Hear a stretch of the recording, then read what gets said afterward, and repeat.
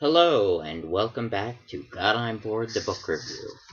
This episode, we're going to be covering one of my favorite books of all time, Frankenstein, by Mary Shelley. Also known as the Modern Prometheus, this book was first published in 1823 in France. Since then, I think we can say it has become one of the most popular, it created one of the most popular and well-known monsters in movies and in general. Now, you've probably seen one or more various versions of the movie. You've probably seen, maybe one, maybe two. I mean, there have been movies dating back from 1910. There's literally a movie from back when they made the first video camera to way back then.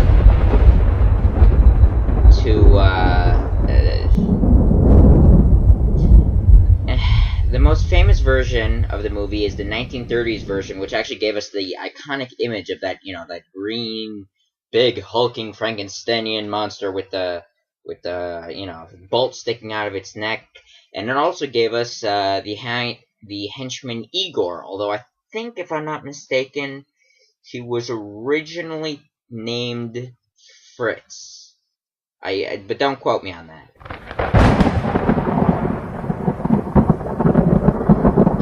Anyways,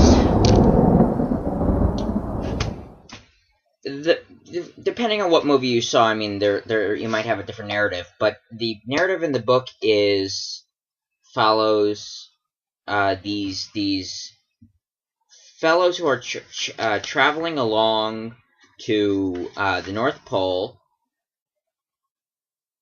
when all of a sudden they see a giant of a man led along by a sled,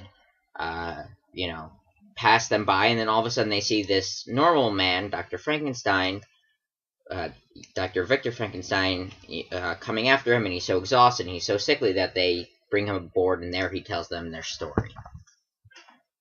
But before we go further into detail, over here there are going to be two pictures.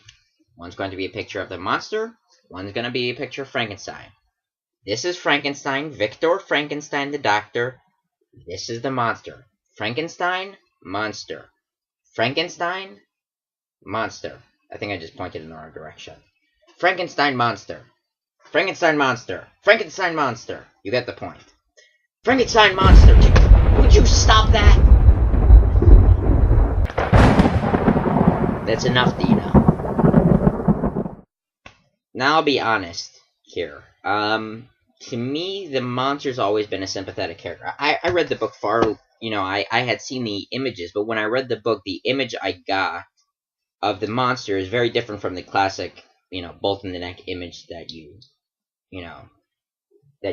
imagine. I think of Frankenstein's monster as one of the great literary characters. I really truly think he's a great literary character.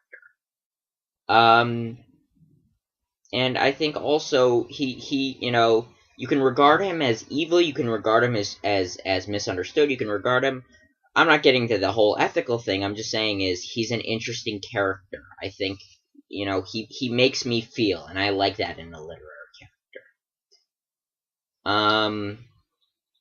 The story, for those of you who don't know or may have forgotten, is, Victor Frankenstein creates this monster. They never tell you exactly how he created this monster, but he creates this monster while studying in university, and once it comes to life, he completely freaks out, which makes you wonder a little bit about the university, that, they were like, oh yeah, sure, you can bring dead body parts into your dorm room and mess with electricity and weird scientific equipment.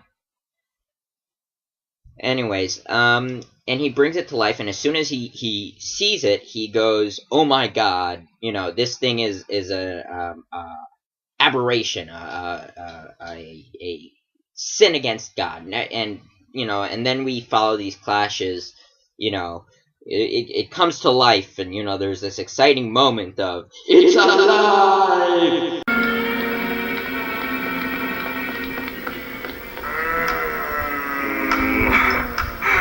Alive. It's alive! It's alive! Is a monster, in fact, and he goes through this mindset of, oh my god, this is an abomination, I must get rid of it. And so there begins really this struggle of creator versus creation. And I mean, there've been a lot of different incarnations of the monster.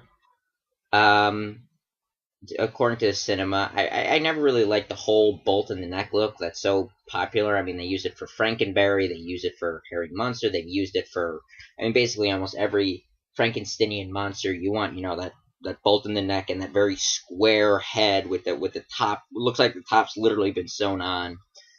But when I imagine the monster, I mean, I imagine him this way.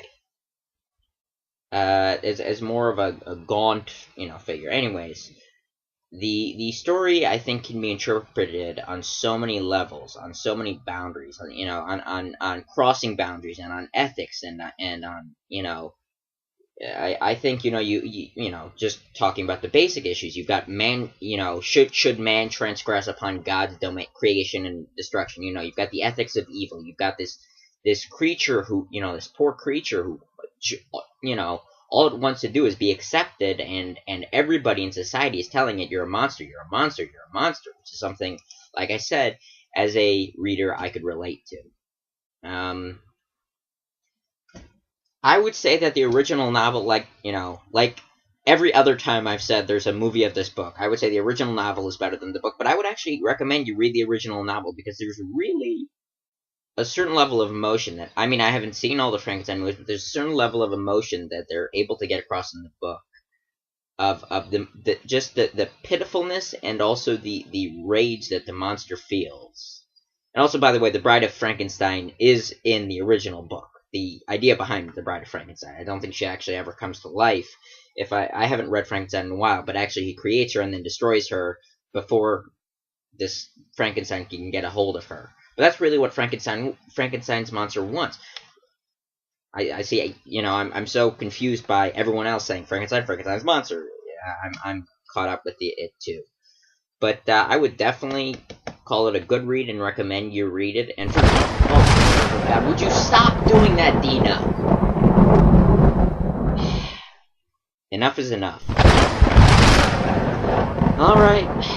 Goodbye. Have a good night, good day, good evening, yada yada yada. We've done this spiel before. Ta-ra. Would you love a monster?